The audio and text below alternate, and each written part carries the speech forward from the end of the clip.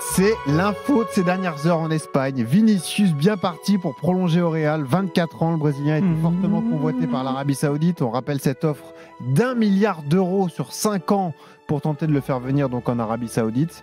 Cette nouvelle de la prolongation devrait ravir Kylian Mbappé, parce qu'il disait il y a quelques jours: je ne peux imaginer Madrid sans Vini. Je suis venu ici pour jouer avec lui. Pourtant, leur entente sur le terrain laisse à désirer. Surtout, la présence de Vinicius oblige Mbappé à jouer au poste d'avant-centre et non pas sur l'aile gauche. On va en parler avec Edgar Grolot, notre correspondant à Madrid. Salut Edgar.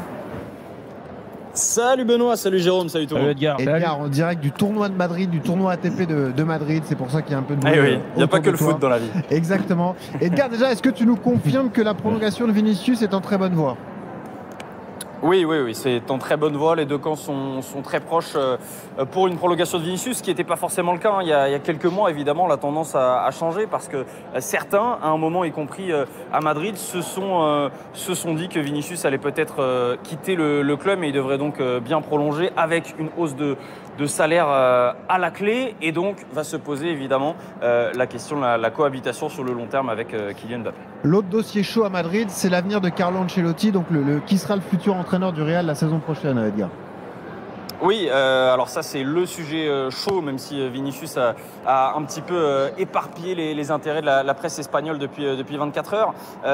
Ça fait peu de doute que Carlo Ancelotti ne va pas avoir un très long avenir maintenant au Real Madrid. Maintenant, il y a la question de savoir quand il va quitter le Real Madrid. Il a une dernière chance évidemment de sauver sa saison avec la Coupe du Roi cet été. Ancelotti, qu'est-ce qu'il en dit ? Il dit qu'une discussion aura lieu à la fin de la saison.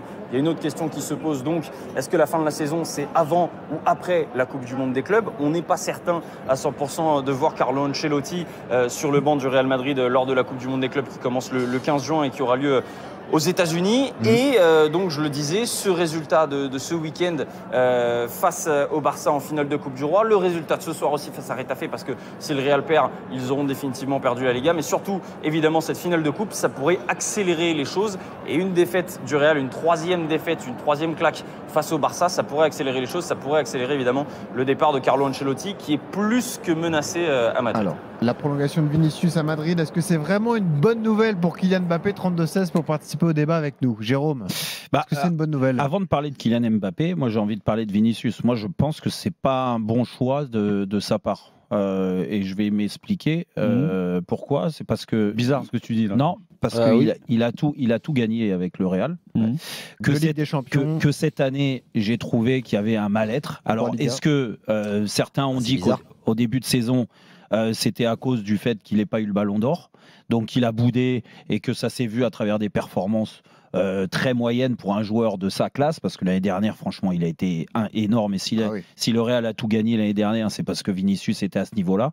Et il aurait dû, à mon sens, avoir le ballon d'or. Bon, on ne lui a pas donné pour X raisons, ça peu importe. Et quand je dis qu'après une saison comme ça, où il y a eu un mal-être au début de saison dû peut-être à ça, après, il y a eu un mal-être sur la façon de jouer du Real, où je trouve que par moment il y a eu un ras-le-bol de sa part de ne pas avoir les ballons, recevoir les ballons peut-être dans les mêmes conditions que l'année dernière, de voir que tu avais un mec qui est arrivé comme Kylian Mbappé, où on nous a fait croire que l'entente était parfaite et que Kylian Mbappé a dit oui, l'avenir de Vinicius c'est ça, ceci, mais il y a des signes qui ne trompent pas. Quand tu as une complicité sur le terrain, moi j'ai pas besoin d'être dans le vestiaire pour voir et pour sentir que les deux, c'est pas l'entente parfaite. Tu vois, déjà, en termes de complicité. C'est la faute de Kylian Mbappé. Non, encore. mais la preuve que non. Je parle de Vinicius.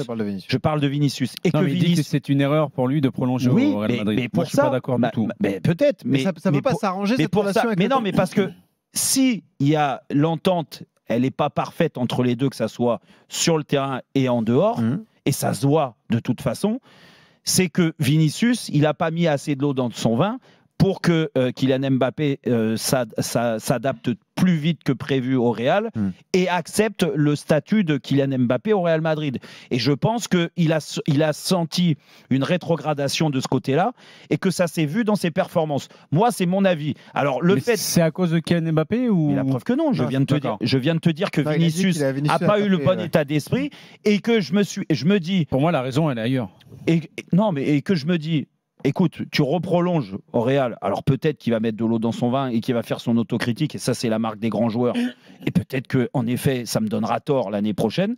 Mais moi, je suis sceptique sur le fait que ces deux joueurs-là puissent s'entendre parce qu'avec si peu d'efforts pour le collectif, eh ben, ça s'est senti dans les performances du Real. Voilà, je suis pas d'accord parce que pour moi, ces deux joueurs ont manqué cruellement de justement ce qui faisait la grandeur également du Real Madrid l'année dernière, c'est-à-dire un milieu dominant avec Kroos et Modric. Et on a tous vu cette année que l'équipe était scindée en deux et que les attaquants n'avaient plus de ballon. Tu ramènes qui comme milieu? Justement, c'est à eux de se débrouiller parce que moi, j'irai chercher déjà Nicolo Barella, tu vois, à l'Inter déjà pour commencer. D'accord. Ah oui. Donc juste lui va régler tous les problèmes. Non, mais je pense aussi qu'il y a des joueurs en Allemagne qui pourraient intéresser le Real Madrid. Bref, c'est pas le sujet. Tu as dit qu'il y avait eu le mot de tête énorme. D'ailleurs, quand tu vois la pression qu'ont mis le Real Madrid sur la nomination du Ballon d'Or. Tout le monde pensait que c'était désigné justement à Vinicius. Il l'a pas eu, il en a fait justement un caca nerveux et ça peut se comprendre. Derrière, il voit arriver Kylian Mbappé, qui n'est pas nominé dans les Ballons d'Or et qui arrive avec un contrat astronomique à faire péter tout le monde, alors qu'il arrive comme un nouveau dans le vestiaire. Des merengues qui sont quand même champions d'Europe et champions d'Espagne. Il n'arrive pas comme un joueur lambda quand même. Non, mais il arrive dans un vestiaire qui est champion d'Europe. Qui a tout gagné. Il a un statut, sauf que quand tu arrives au Real Madrid, ton statut, tu le prends. Tu le laisses aux oubliettes et tu dois prouver justement le statut que tu avais avant. Tu dois le prouver encore plus au Real Madrid. Donc...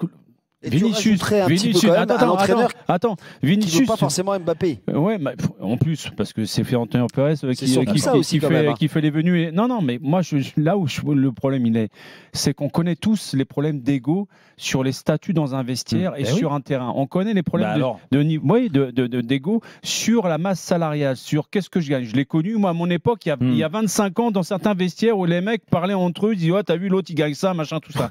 Donc imagine-toi. Donc là en gagnant en plus ça va être réglé. Non, imagine-toi que Vinicius, qui est nominé justement pour le Ballon d'Or, ne l'obtient pas. Il va arriver Kylian Mbappé, même champion du monde auréolé, qu'il arrive dans le plus grand club au monde où lui a fait la pluie et le beau temps avec le Real Madrid. Il est en pleine négociation avec son club. Et là, tu es d'accord avec moi? Non. Là où je veux en venir, c'est que les négociations.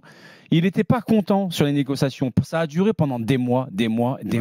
Et justement, je t'invite à aller sur Internet, à regarder l'historique justement de ce qui s'est passé jusqu'au mois de février, où il était vraiment déçu de la proposition du Real Madrid, en sachant qu'il était nominé pour le Ballon d'Or, qu'il était champion d'Europe avec le club, et qu'il va arriver Kylian Mbappé, arriver avec un pont d'or et tout ce que tu veux ensuite. Je ne remets pas en question la qualité et le statut Kylian Mbappé. Je dis simplement, c'est que quand toi, tu vois arriver un joueur de l'extérieur et qui prend beaucoup plus de lumière, et qui est devenu beaucoup plus important sur la masse salariale, c'est normal. C'est pour ça. Et donc, comment tu acceptes qu'il prolonge alors? Mais parce que justement ils sont tombés d'accord et que le pont d'or offrait l'Arabie Saoudite, lui s'est dit c'est juste un problème financier en fait. Mais évidemment, arrive à un moment donné, c'est le pognon. Alors là moi je trouve ça grave ce que tu dis. C'est le pognon et c'est le sportif, sinon il serait dans l'Arabie Saoudite, il aurait pris les 1 milliard sur 5 ans, sauf qu'il a 24 ans, il s'est dit c'est trop tôt pour moi et que je veux jouer encore dans le plus grand club au monde. Donc tu es en train de m'expliquer que la mauvaise cohabitation et les mauvais matchs du Real étaient juste dû à ça et que là vu qu'il a signé un contrat incroyable, tout va être réglé. C'est dû à plein de paramètres ensemble. C'est dû au mercato qui a été raté par Florentino Pérez. Mais évidemment, mais Manu, quand tu as deux joueurs